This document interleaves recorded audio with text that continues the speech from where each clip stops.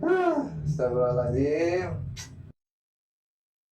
PSBB lagi semua. Gimana ya? Kajian nggak boleh offline, semua kegiatan diberhentikan sementara waktu. Nah, usaha gimana kalau kayak gini bisa jalan? Aduh, ya Allah. La haula wala quwata illa billah. Sabira mau ke sini nggak ya, ngopi bareng ya?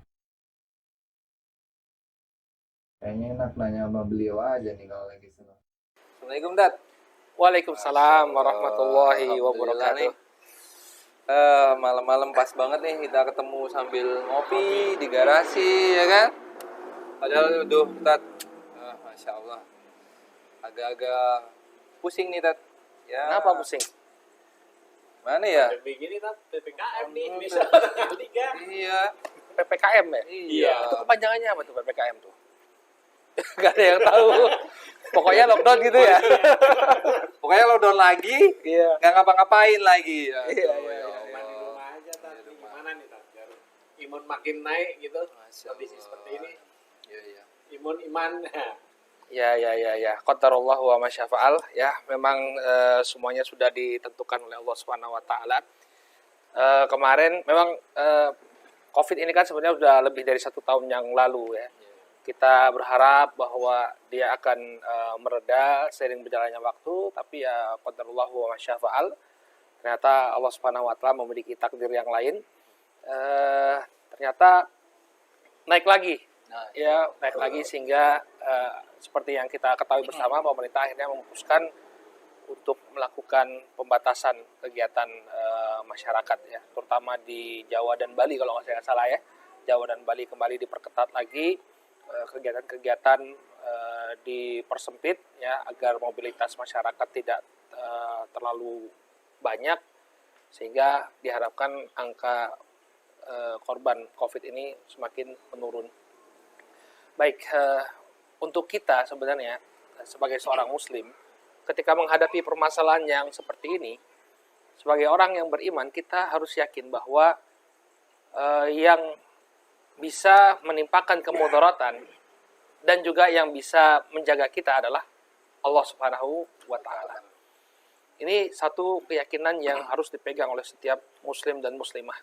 Tidak ada yang bisa memudaratkan kita. Ya, selama Allah Subhanahu wa taala menjaga kita. Ya, kalau memang ada seseorang yang terkena COVID ini, ya memang itu takdir Allah Subhanahu wa taala. Nah, tugas bagi kita ya qadarullah wa masyafa'al. Nah, tugas kita bagaimana caranya agar kita menempuh sebab-sebab agar Allah Subhanahu wa taala senantiasa menjaga kita dari penyakit ini. Ya. Jadi kalau masalah penjagaan dari sisi medis, saya kira teman-teman sudah banyak membaca ya. Seperti kita menjaga jarak, kemudian taat ketika taat prokes ya, intinya taat prokes. Tapi ada hal-hal lain yang juga perlu kita perhatikan dari sisi syariat. Apa yang hendaknya dijaga oleh seorang muslim agar Allah Subhanahu wa taala senantiasa memberikan penjagaan kepada kita.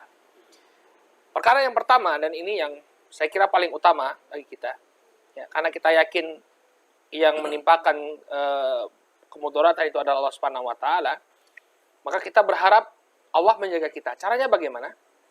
Ya, ini dengan menjaga syariat Allah. Ya, barang siapa yang menjaga Allah, menjaga syariat Allah, maka balasannya Allah akan menjaga dia. Ya, jadi ada dalam sebuah hadis yang diriwayatkan oleh sebagian ashabus sunan dari sahabat Abdullah bin Abbas radhiyallahu taala anhuma. Jadi suatu ketika itu Abdullah bin Abbas diajari oleh Rasul sallallahu alaihi wasallam beberapa kalimat. Kata beliau, yakni kata Ibnu Abbas radhiyallahu taala anhuma, qala Rasul sallallahu alaihi wasallam, inni muallimuka kalimat. Kata beliau, ya gulam, inni muallimuka kalimat.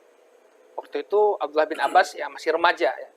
Wahai anak, aku akan ajarkan kepada dirimu beberapa kalimat. Nah, ini penting sekali. Kalimat-kalimat yang akan disampaikan Rasul sallallahu alaihi wasallam ini bisa menjadi panduan kita dalam menghadapi wabah. Kata Nabi alaihi salatu wasallam, ya, menghadapi wabah dan segala macam problematika dalam kehidupan kita. Kata Nabi alaihi salatu wasallam, ihfadillaha yahfadka. Jagalah Allah, maka niscaya Allah akan menjagamu. Ya. Jagalah Allah, maka niscaya Allah akan menjagamu. Ihfadillaha tajidhu tujahak.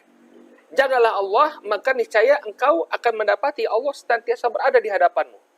Maksudnya Allah Subhanahu wa taala akan memberikan petunjuk dan bimbingannya kepadamu. Ya.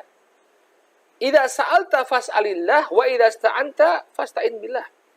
Apabila engkau meminta, mintalah kepada Allah, dan apabila engkau meminta pertolongan, minta pertolongan kepada Allah Subhanahu wa taala.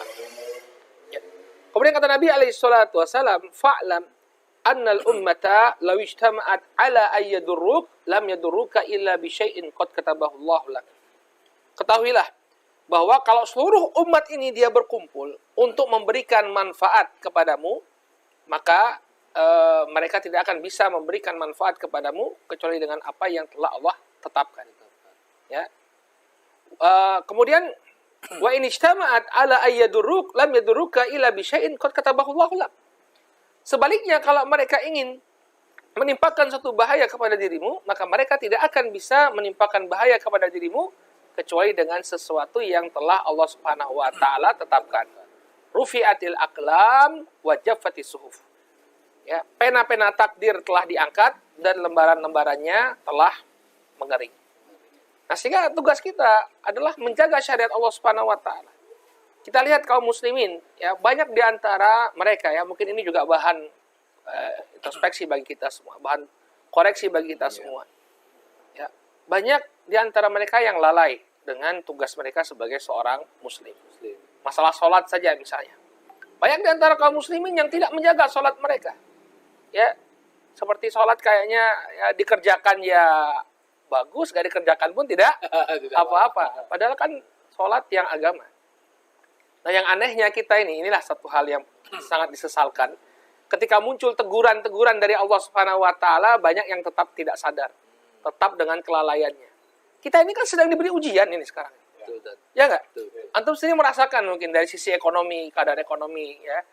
Kadang-kadang kita merasa sedih sekali, ya. Aduh, kapan ini akan berakhir, ya? Iya, Kapan ini akan berakhir? Kita kalau kita merasa bahwa ini nih ada ujian bagi kita, itu masih bagus. Kadang orang nggak merasa ini ujian. Ya, ada COVID, nggak ada COVID, maksiat jalan terus. Ya nggak? Nah, ini sebenarnya teguran bagi kita semua untuk kembali kepada Allah, menjaga syariat Allah Subhanahu wa taala. Ini yang pertama, Mas Teki. Jadi kita berusaha untuk menjaga syariat-syariat Allah, batasan-batasan Allah, apa yang Allah haramkan, ini jangan kita langgar. Maka sesuai dengan janji yang disampaikan oleh Nabi Shallallahu Alaihi Wasallam, ketika kita jaga ini semua, maka Allah yang akan menjaga kita. Kemudian yang kedua, ya, agar kita dijaga oleh Allah Subhanahu Wa Taala, kita hendaknya mulazamatu dzikrullah, mulazamatu dzikrillah, senantiasa berzikir, tidak meninggalkan zikrullah. Terutama zikir pagi dan petang ini, ya. Ya, zikir pagi dan petang ini tidak ditinggalkan. Ya. Kemudian juga zikir-zikir lainnya ketika kita akan keluar rumah, karena mau tidak mau, ya, terkadang kita sebagai kepala keluarga kan, oke lah, ada himbauan agar tetap berada di rumah. Tapi kita sebagai kepala keluarga kadang harus mencari nafkah, ya, ada kegiatan yang harus dilakukan di luar. Maka jangan lupa, ya, ketika keluar rumah kita berdoa kepada Allah Subhanahu Wa Taala, meminta perlindungan dari Allah Subhanahu Wa Taala. Ketika kita naik kendaraan dan ketika kita singgah di satu tempat, senantiasa meminta perlindungan dari Allah Subhanahu Wa Taala. Kemudian yang ketiga, ini juga penting, ya,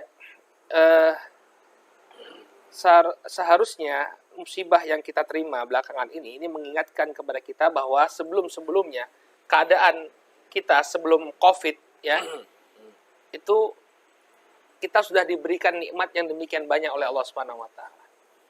Nah, ini sebagai bahan koreksi bagi kita. Sudahkah kita menjadi hamba yang bersyukur? Jangan-jangan mungkin ketika sebelum wabah itu kita diberi nikmat yang demikian banyak oleh Allah Subhanahu Wa Taala, kemudian kita nggak bersyukur sehingga nikmatnya dicabut oleh Allah Subhanahu Wa Taala. Naudzubillah. Oleh karena itu, sekecil apapun nikmat yang Allah berikan kepada kita, wajib bagi kita untuk bersyukur. Jangan kufur nikmat. Ya, selama ini kan sudah diberi, coba bisa bernafas. Sekarang kita bisa bernafas. dengan Oksigen nggak bisa lega. habis ya, Tad. Iya. Sekarang Oksigen beritanya nggak bisa habis. oksigen habis. Iya, sekarang oksigen habis, orang harus beli ke sana kemari. Betul. Sampai ada di sebagian teman-teman itu di WhatsApp itu sampai cari oksigen untuk orang tuanya ya.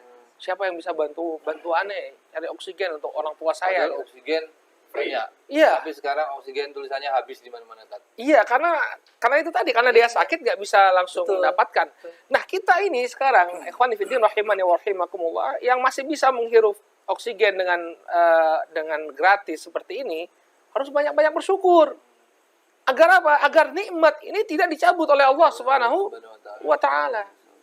Ya, justru akan ditambah oleh Allah kalau kita bersyukur. La in syakartum la azidannakum wa la in kafartum inna adabi lasyadid. Apabila kalian bersyukur, maka aku akan tambah nikmatku kepada kalian. Tapi kalau kalian kufur, kata Allah Subhanahu wa taala, sesungguhnya adabku itu sangatlah pedih. Maka sekarang yang masih sehat sekarang ya, syukurilah apa yang Allah Subhanahu wa taala berikan kepada kita. Jangan kufur nikmat. Cara mensyukurinya bagaimana? Pertama, kita akui bahwa ini semua datangnya dari siapa? Allah. Bukan dari usaha kita.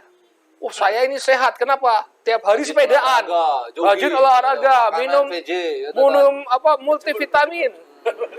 Minum apa? Makan kambing nggak berani. Kenapa nggak berani? Kolesterol. Oh gitu ya. Ya. Baik. Ya.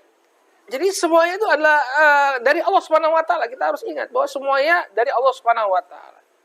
Kemudian yang kedua, ya, kita mengucapkan alhamdulillah, bersyukur atas nikmat Allah dengan memuji Allah Subhanahu wa taala. Dan yang ketiga ini yang paling penting. Nikmat yang Allah berikan ini kita manfaatkan dalam kebaikan. Nah, ini bentuk syukur kita. Jangan sampai menjadi orang yang durhaka, diberi nikmat oleh Allah Subhanahu wa taala, justru kita pakai nikmat tersebut untuk bermaksiat kepada Allah. Nah, ini jadi perkara-perkara yang penting yang perlu kita jaga agar kita dijaga oleh Allah. Dan terakhir mungkin ini juga. Salah satu sebab Allah Subhanahu wa taala memberikan penjagaan dan pertolongan kepada kita adalah ketika kita berusaha semampu mungkin untuk menolong saudara-saudara kita yang kesulitan. Jadi ini juga salah satu sebab Allah memberikan pertolongan dan penjagaan kepada kita. Ada di dalam sebuah hadis yang diriwayatkan oleh Imam Muslim dari sahabat Abu Hurairah radhiyallahu taala anhu, Nabi sallallahu alaihi wasallam mengatakan,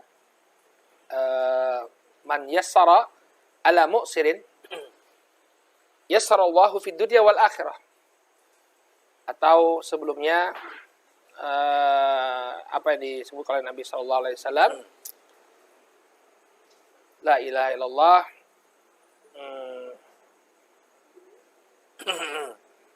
Baik. Kata Nabi Shallallahu Alaihi Wasallam, barang siapa yang menghilangkan satu kesulitan dari saudaranya di dunia, maka Allah akan angkat kesulitannya di akhirat. Man yassara ala mu'sirin yassarallahu fid dunya wal akhirah. Barang siapa yang memudahkan urusan saudaranya, terutama permasalahan hutang, maka Allah akan permudah urusannya di dunia dan di akhirat. Lalu barang siapa yang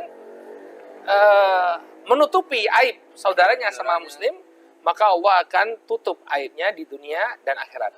Kemudian di ujung hadisnya Nabi SAW mengatakan, wallahu fi aunil abdi ma kana al abdu fi auni akhi.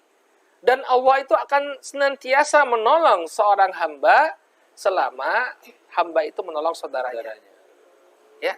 Jadi kalau kita mengalami kesulitan seperti ini, Allah akan berikan senantiasa jalan keluar kepada kita. Allah Subhanahu wa taala akan senantiasa memberikan pertolongan kepada kita selama kita berusaha untuk menolong saudara kita. Makanya program-program kita ya di Garasi Dakwah ya, kegiatan-kegiatan sosial, terus kegiatan kurban ya, insyaallah di daerah-daerah terpencil. Ya kita niatkan bahwa ini salah satu bentuk bantuan kita kepada saudara kita.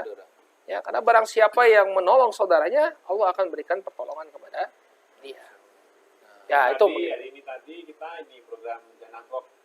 Oh iya, Janabok ya, yang tiap hari Jumat. Jumat. Nah, itu bagus. Kalau kita bisa ajak saudara-saudara kita, ayo yang mampu, ayo kita bersedekah, ayo kita bantu saudara-saudara kita. Karena ini memang merupakan sebab pertolongan dari Allah Subhanahu wa Nah, taala. kita punya program baru juga sekarang, Tat. Ya, COVID. Karena sekarang banyak yang isoman kan, ya. kita juga mensupport sembako. Ini Jadi, juga penting. Karena mereka-mereka itu kan kadang-kadang isoman dalam jangka waktu yang panjang ya. Iya, 14 hari ya, 2 pekan. Nah, kalau mereka mengandalkan tetangga atau dana sendiri kan juga mungkin kesusahan. Ya, Dari ya, situ ya. kita terpikir untuk menyiapkan sembako. Jadi dari sayur mayur, lauk pauk, sama Vitamin. sembako itu vitamin juga. Semua kita siapkan dan Iya, kita iya. drop ke rumah-rumah yang sekarang mereka mungkin sedang melakukan isoman. Wah, ini bagus sekali idenya. Terkadang kita lupa ya. Makanya untuk saudara-saudaraku yang ada di rumah, antum perhatikan tetangga antum. Tetangga itu punya hak. Kalau misalnya ada tetangga kita yang terkena COVID, maka kita support. Jangan sampai kemudian mereka isolasi mandiri agar tidak memudaratkan yang lainnya, tapi kemudian kehidupannya tidak ada yang mensupport. Kan tetangga itu dia berada di rumah kan agar tidak betul. memudaratkan tetangga yang lain. Betul. Sehingga dia melakukan isolasi mandiri. Betul. Maka kita harus punya kepedulian. Empati. Iya, makanya ini sebenarnya penting ya. RT RW itu benar-benar di apa istilahnya diberdayakan ya. Diberdayakan. Jadi kalau ada masyarakat yang memang harus isoman, kita support. Mending paling tidak kebutuhan primernya yang Betul. kita penuhi ya. Betul, betul. Kayak sembako sehingga nggak ada yang kelaparan di tengah-tengah mereka. Betul. Itu bagus itu programnya itu. Betul. Ini alhamdulillah kemarin udah warga sekitar. Karena kita punya program namanya Tetangga Baik kan. Iya. Tetangga Masya baik Allah. itu memang nggak boleh ada sama sekali tetangga di dekat sini. Itu yang merasa Kekurangan. kekurangan. Mau mereka sedang bagaimana, kalau lapor ke sini langsung. Walaupun nggak lapor, kita pasti tanya sama Pak RT atau perangkat desa di sini yang siapa yang kira-kira butuh bantuan, insya Allah kita pasti bantu. Nah, itu sama garasi Damar sendiri kan. Nah, Iya. ada ya, Iya, beberapa iya. yang ada isoman. Ya, kita Dari support. tadi Tadi juga. juga kita bantu. ya. Jadi kalau misalnya kita dengar kabar ada memang orang yang perlu bantuan dan memang kita sanggup, yang penting mereka survive lah, istilahnya bisa Ya, survive. kan kita mikirnya kita keluar, tapi masa jangan sampai dong di sekitar kita tuh tahu-tahu kita nggak ngerti kalau mereka itu Iya, juga betul, ternyata betul. kesusahan atau kita butuh bantuan kan juga nggak mungkin. Makanya kita sarankan nih kepada rekan-rekan yang nonton di rumah, coba antum lihat deh tetangga-tetangga yang ada di sekitar, ya. Iya. Jangan sampai mereka terkena COVID, isolasi mandiri, terus tidak ada yang mensupport. Kasihan sekali nanti. Betul. Baik. Ini Tat, ini kemarin tuh temen tuh cerita nih. Tat. Wah, itu dia punya temen tuh bangga banget nggak pernah maskeran. Nggak pernah maskeran, kena COVID 2 kali sembuh terus. Tapi yang kena COVID di sekitarnya meninggal. Nah, yang kayak gitu dia nggak ngerti, Tat. Kalau tetangga sekitar dan sekelilingnya itu terkena COVID karena dia gitu. Tapi dia merasa, oh lihat aku aja nggak pakai masker, aku akhirnya kena COVID 2 kali, akhirnya sembuh. Merasa itu tadi yang antum bilang berbangga diri dia. Oh, ini aku bisa sehat nih kan. Itu orang-orang kayak gitu tuh gimana? Itu mereka ada di sekitar kita loh. Cuma kita tanpa kita sadarin, mereka itu juga akhirnya membawa mudarat buat tetangga sekitar yang lain gitu. Nah, ini juga perlu diperhatikan ya. Dalam sebuah hadis yang sahih Nabi SAW menyebutkan la dharara wa la diraran. Tidak boleh membahayakan dan tidak boleh dibahayakan. Jadi mungkin tubuh Anda kuat untuk menahan virus tersebut. Tapi tidak dengan orang-orang yang ada di sekitar Anda, terutama para lansia. Orang-orang yang punya komorbid, penyakit penyakit bawaan selain COVID-nya. Nah, maka walaupun Anda kuat, walaupun Anda mungkin bisa bertahan 2 kali kena COVID tidak apa-apa, cuma Anda bisa membawa virus itu kepada orang-orang yang ada di sekitar Anda.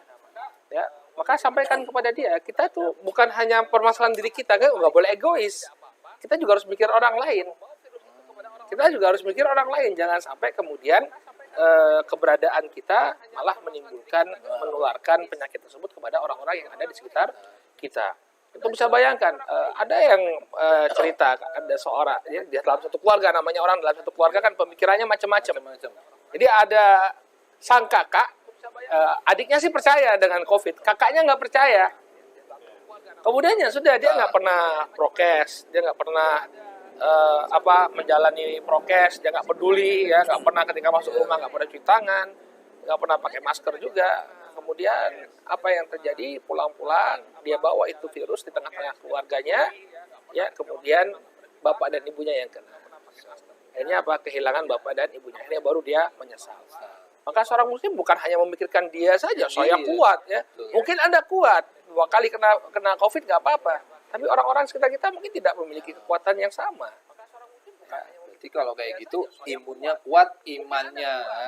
Nah, kita itu lagi maksudnya ngomongin dia iman salah nih. paham. Itu saudara kita yang perlu kita jelaskan saja ya, kita jelaskan. Toh mereka juga saudara kita. Walaupun sikapnya seperti itu, mereka saudara kita.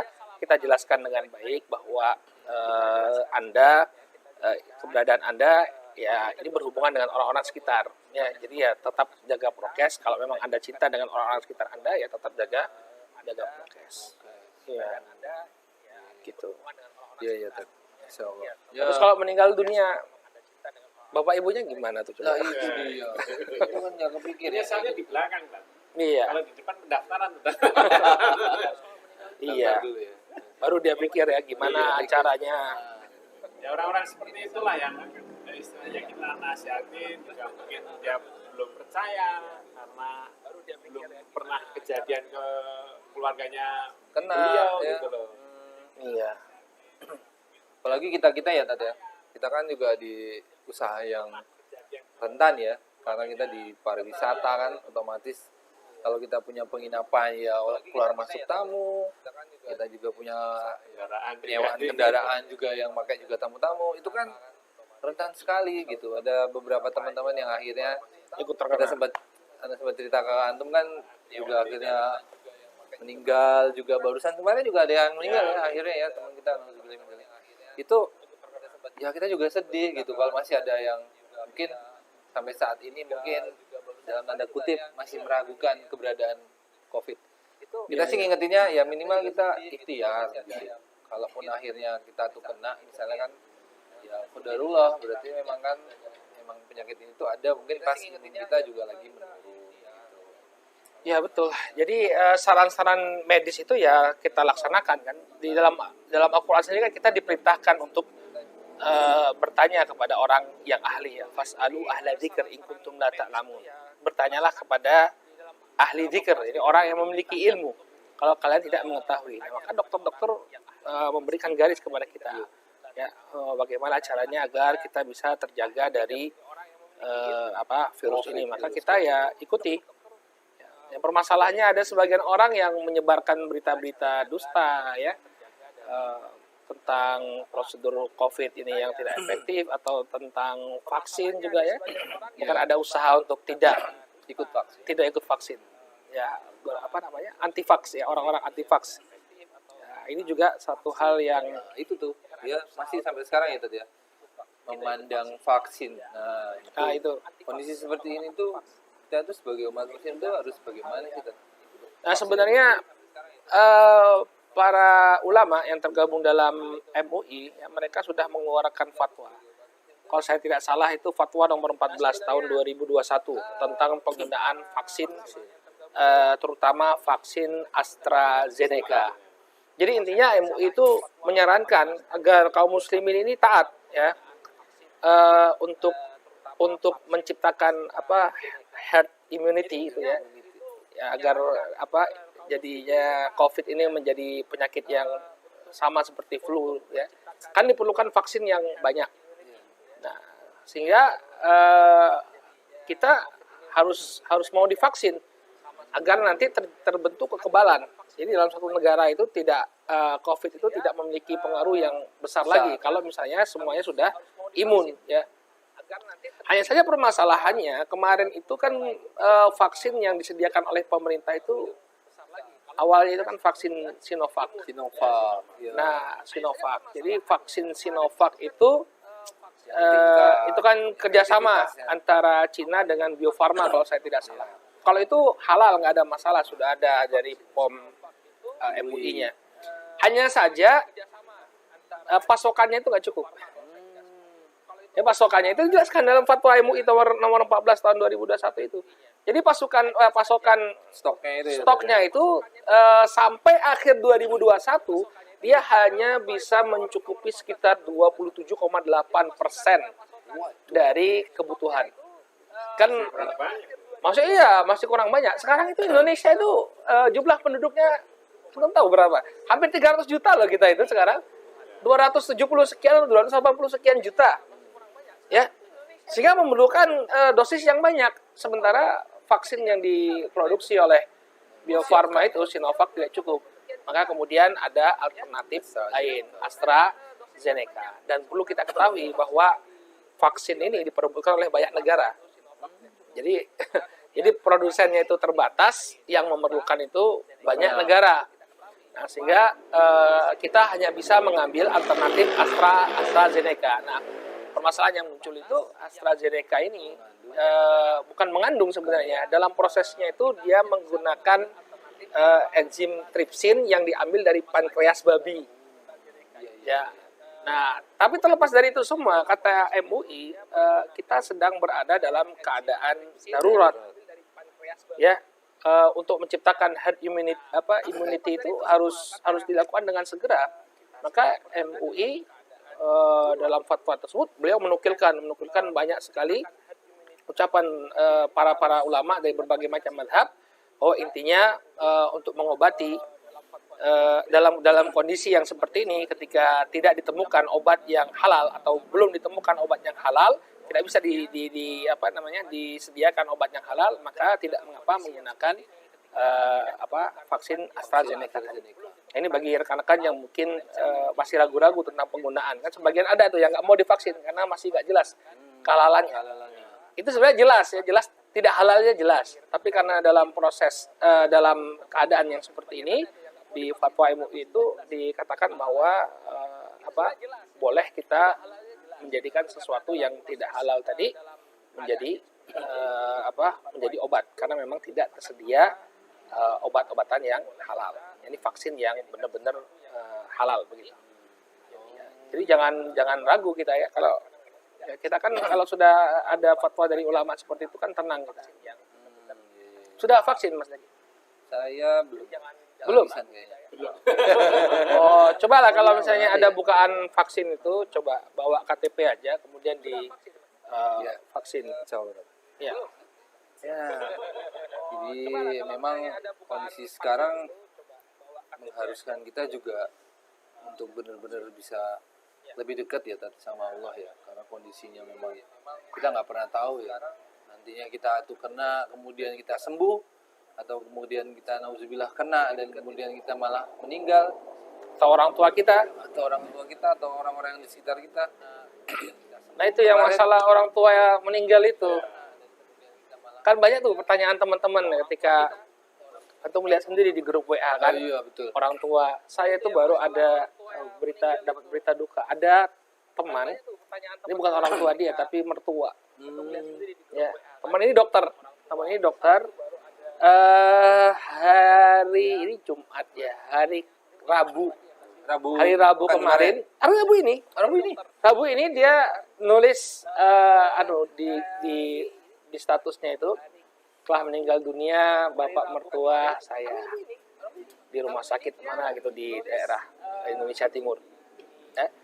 Kemudian tadi malam disusul oleh ibu mertuanya. Jadi dalam waktu berturut-turut, Dalam waktu berdekatan ya. iya, dia kehilangan bapak dan ibu mertua. Sama, itu kayak teman Anda juga sama. Kemarin takziah di daerah Sragen. Bapaknya meninggal. Iya. Selang 3 hari ibunya meninggal. Iya. Katanya sih COVID gitu. Makanya Itu kaget. kalau di tracing tahunya kenanya dari mananya? Apa dari orang sekitar atau dari luar? Nggak tahu juga ya. Bapaknya di pelosok itu padahal kan. Di pelosok itu. Pelosok ya, berarti sekarang kalau dulu kan kita ke pandangannya kalau di pelosok itu aman gitu ya. Tapi ternyata sudah tidak lagi ya. Iya. Nah itu yang sering jadi pertanyaan teman-teman itu, gimana nih Ustaz kalau bapak sama ibu sudah meninggal ini kan? Birrul walidaynya itu gimana gitu? Ya. Gimana Mas Deki kalau orang tua sudah meninggal, kita masih bisa berbakti nggak? Nah, kita udah nggak bisa berbakti, tapi kita bisa mengirimkan doa dan mengirimkan apa namanya ya untuk amal jariah beliau juga ya, kan pastinya dari anak yang soleh ya tadi. Cuman kan kalau meninggal karena kelalaian orang sekitar, apalagi anaknya gitu ya, nggak bisa dia meninggal ya. Ya, sebenarnya sih ketika orang tua kita meninggal itu masih ada peluang sebenarnya untuk berbakti kepada orang tua seperti yang Mas Deki bilang tadi, berdoa ya. Jangan lupa untuk orang tua kita itu jangan lepaslah doa ya. Ya, yang namanya doa itu kan disebutkan oleh Nabi SAW itu termasuk amalan yang utama untuk orang tua kita. Katanya kalau anak Adam itu meninggal dunia kan putus amalannya kecuali amal jariah, sedekah jariah, ilmu yang bermanfaat, dan waladun soleh yad'ulah, anak yang soleh yang mendoakan. Nah, di sini kenapa doa itu disampaikan oleh Nabi SAW di sini? Karena doa itulah yang paling bermanfaat. Terkadang kita bingung gimana sih cara untuk menyambung kebaikan kepada orang tua kita yang telah meninggal dunia. Itu yang paling utama itu sebenarnya doa. Ya, doa ini sangat bermanfaat dan dia bisa menaikkan derajat orang tua kita nanti di akhirat. Doanya apa nih, Tan? Doanya ada bahasa Arab kah? Atau bahasa Indonesia kah? Ya, sebenarnya bagi yang tidak bisa berbahasa Arab boleh saja dia berdoa dalam bahasa Indonesia. Tapi doa kayaknya doa yang diajarkan sejak kita TPA dulu. Rabbighfirli wa liwalidayya warhamhuma kama rabbayani shaghira. Itu doa untuk orang tua. Terus yang tadi Mas Riki sebutkan tentang bersedekah atas nama orang tua. Nah, ini juga bisa menjadi bentuk Kurban kita. itu. Korban ini bisa. Nah, kurban ini ada khilaf di kalangan para ulama apakah kurban bagi orang tua ini sampai atau tidak.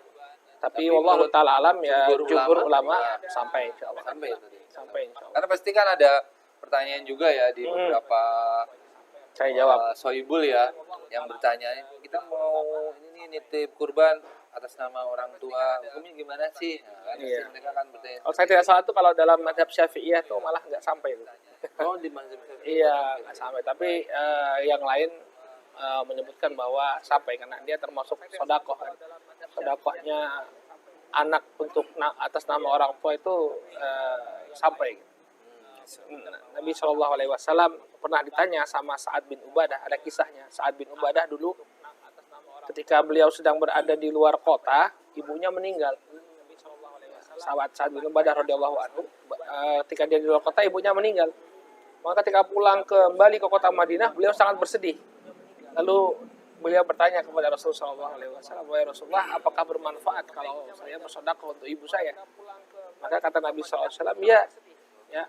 Kemudian Sa'ad pun mewakafkan tanahnya atas nama sang ibu.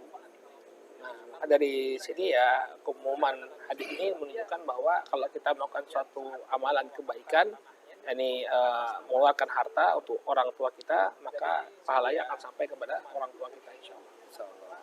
Nah, ya kemarin itu kan ada yang mau titip kita ke programnya kita nih, ke bantuan ke kita program kurban ini. Ya.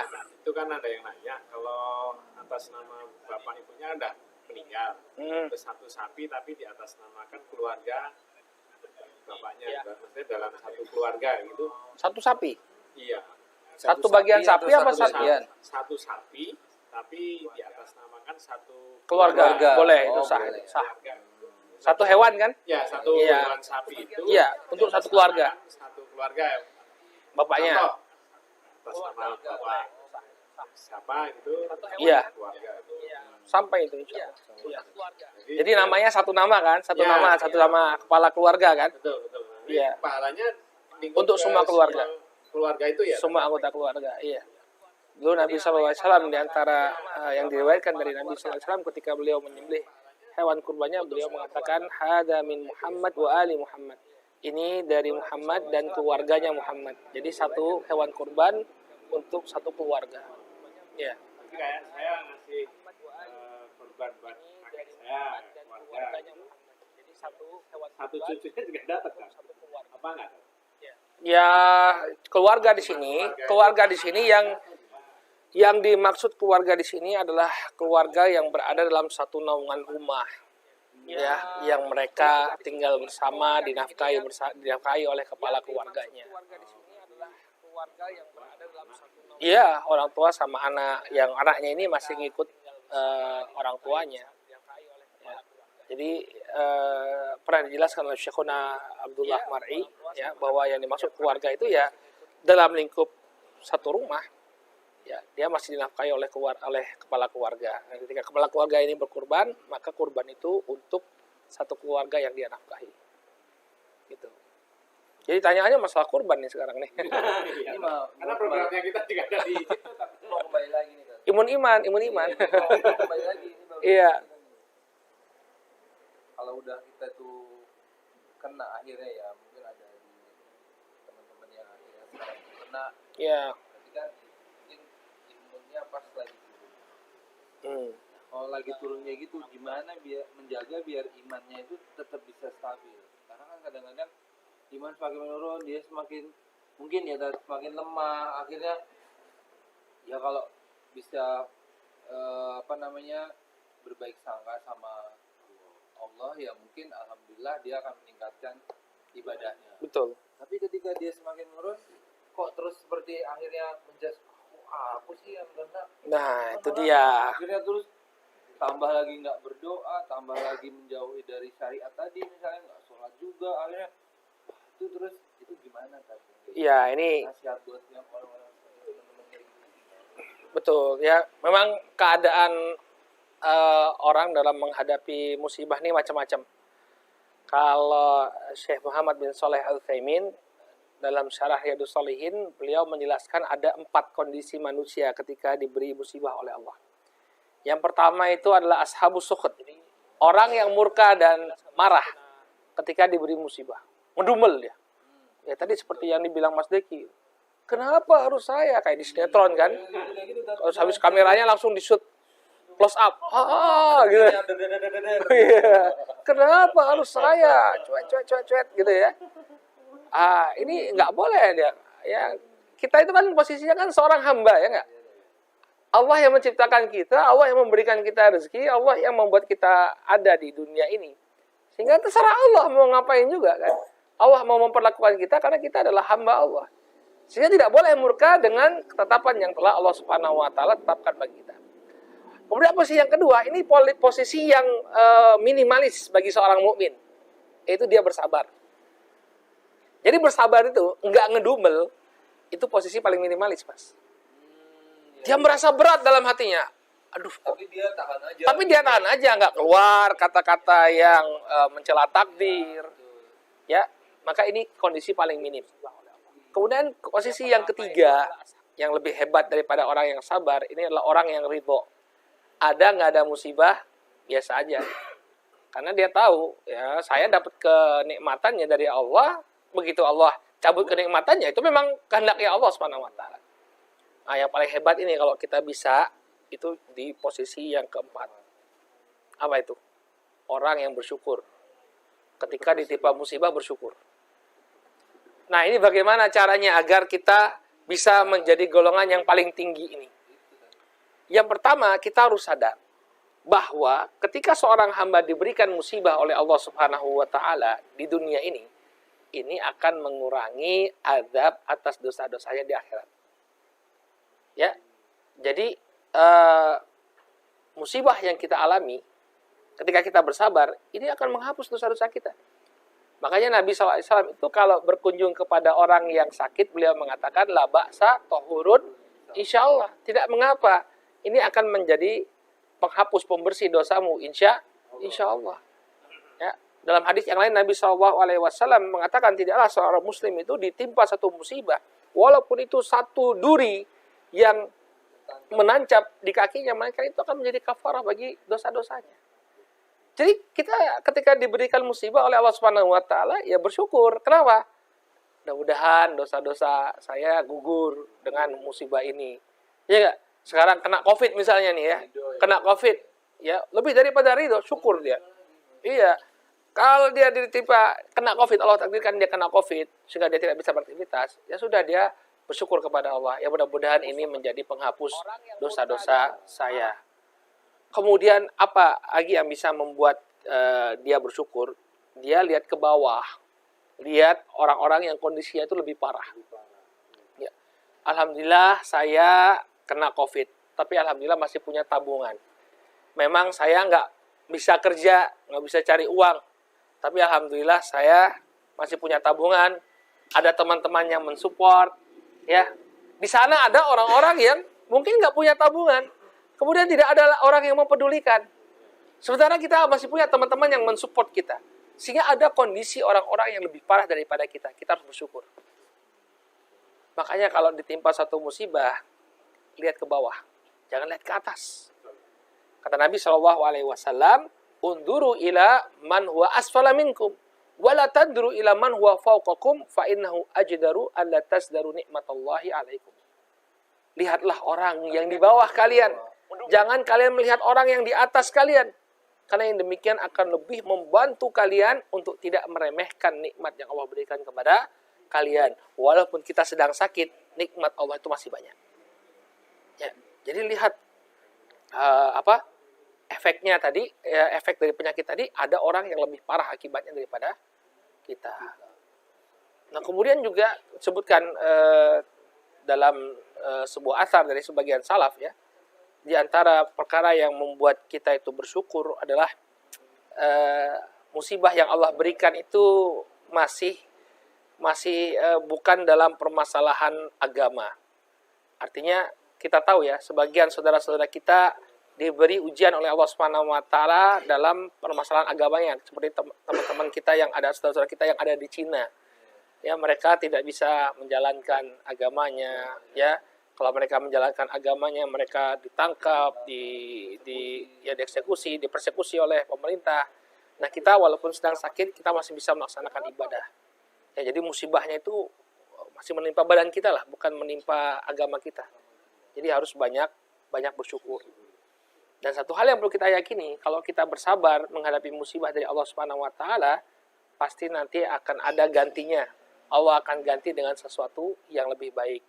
Mungkin sekarang kita nggak bisa beraktivitas karena penyakit yang kita dapatkan, tapi kalau kita bersabar, mungkin setelah Allah berikan kesembuhan, pintu-pintu rezeki akan semakin dibukakan oleh Allah Subhanahu wa taala. Ya. Mungkin ngopi dulu, Mas. Kayaknya Mas Deki agak ngantuk ya. Bismillah.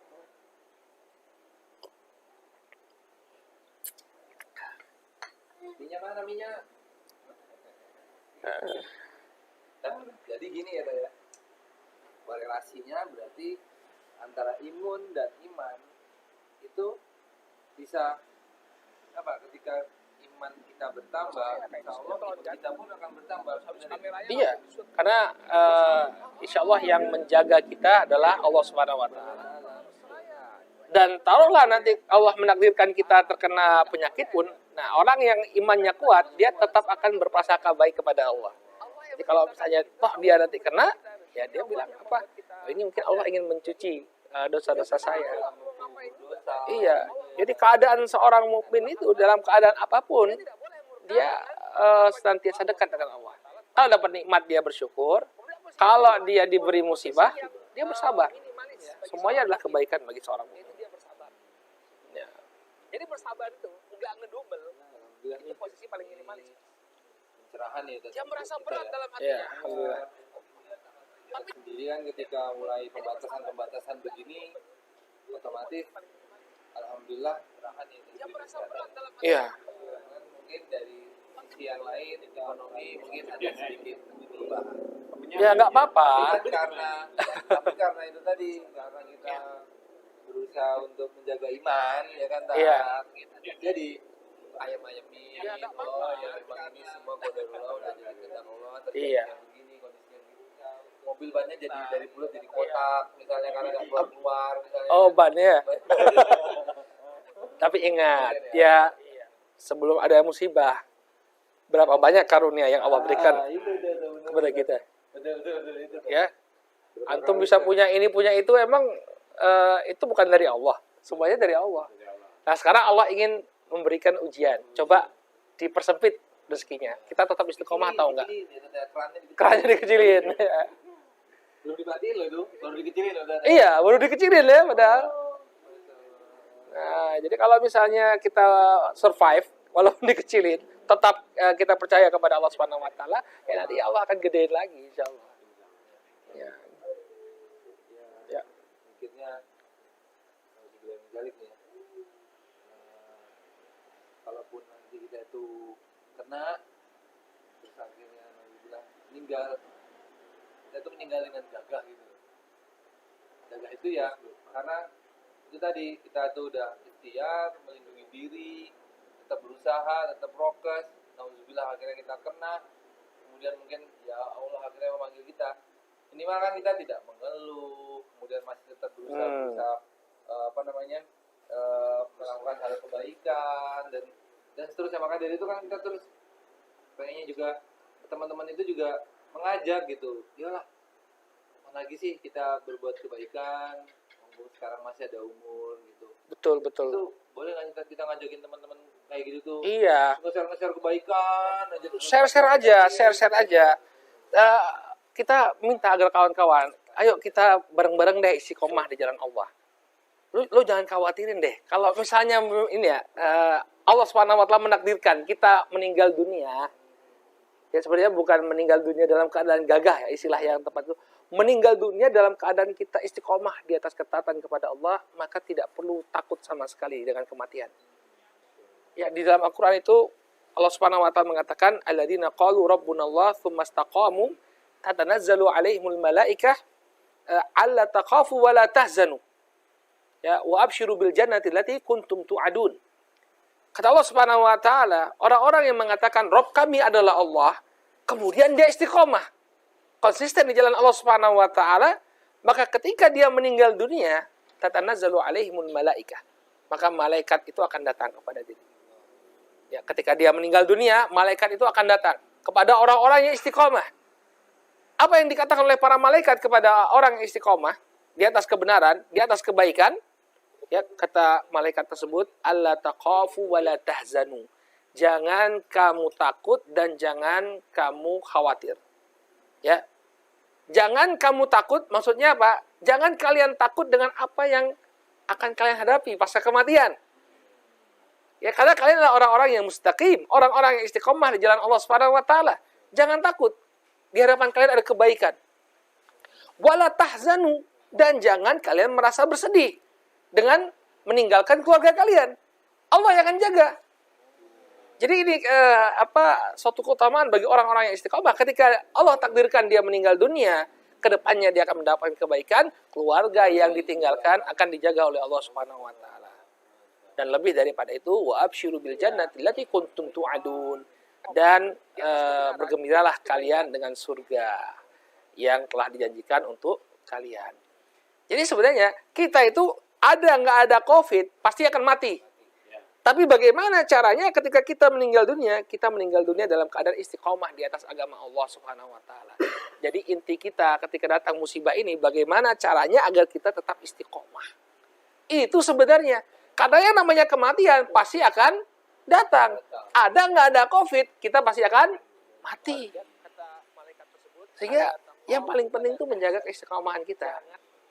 Makanya ajak nih teman-teman, ya ajak teman-teman, ayo kapan lagi, kita nggak tahu kapan hidup kita ini akan berakhir ya. Bisa jadi kematian kita datang setahun lagi, 1 bulan lagi, seminggu lagi, besok pagi kita nggak tahu. Maka mari kita istiqomah di jalan Allah. Kalau memang dulu pernah melakukan perbuatan-perbuatan dosa, segera bertaubat kepada Allah.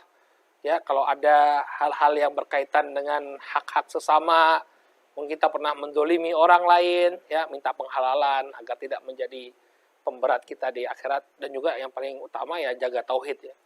Tauhid kita jaga. Kita juga harus berdoa itu ya tadi ya. Ya muqallibal qulub itu ya. Betul, itu doa yang harus kita ulang-ulang. Ya muqallibal, ya musarrifal qulub, yang lafaz yang lebih sahih, ya musarrifal qulub, sarrif qulubana ala ta'atik. Wahai yang membolak-balikkan hati, palingkanlah hati kami di atas ketaatan kepadamu.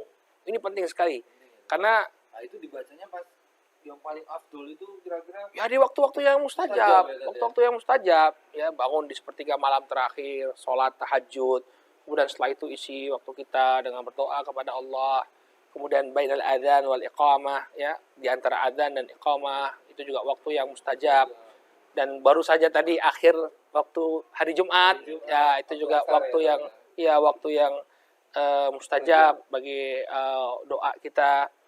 Ya, ketika hujan turun juga, ketika hujan turun itu juga waktu yang mustajab. Nanti tanggal 9 Dzulhijjah pada hari Arafah itu juga waktu dikabulkannya doa. Ya, kita meminta kepada Allah agar Allah Subhanahu wa taala memberikan keistiqomahan kepada kita sampai akhir hayat kita. Baik. terakhir ini tadi ya. Apa? Nasihat apa nih buat Maksudnya apa?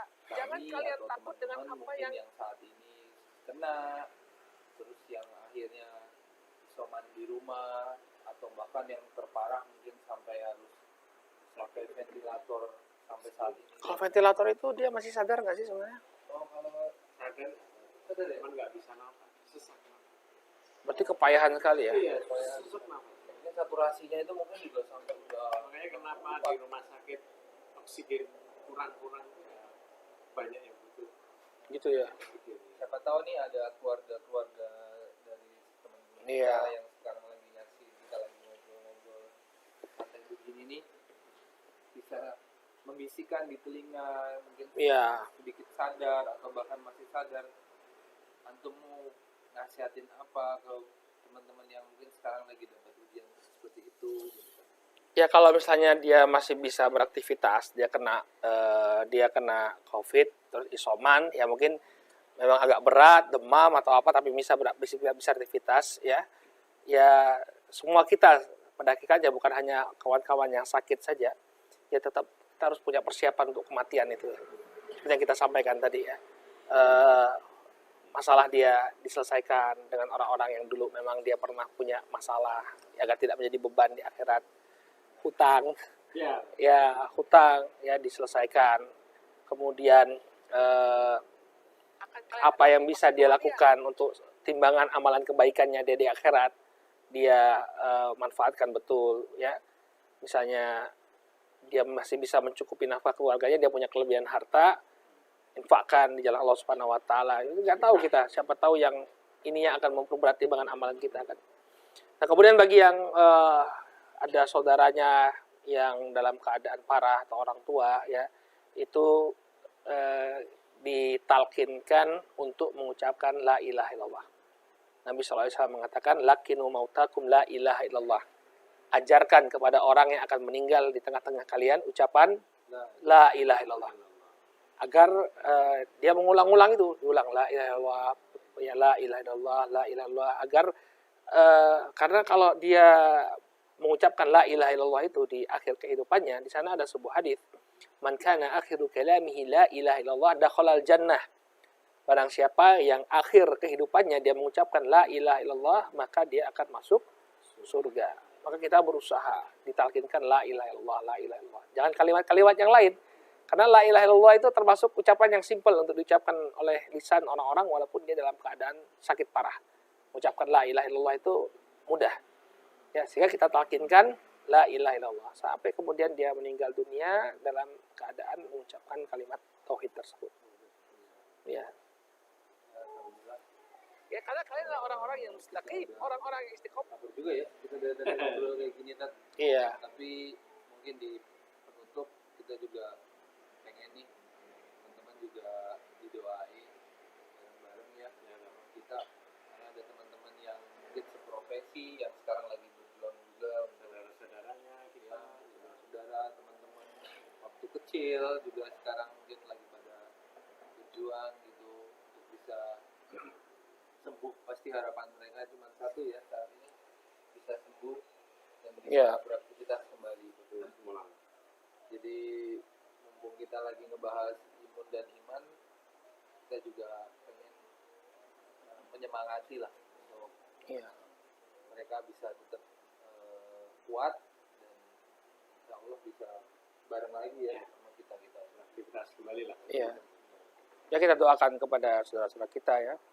Allahumma shfihim la shifaa illa shifauk shifaul ladzi lam yuqadir saqama.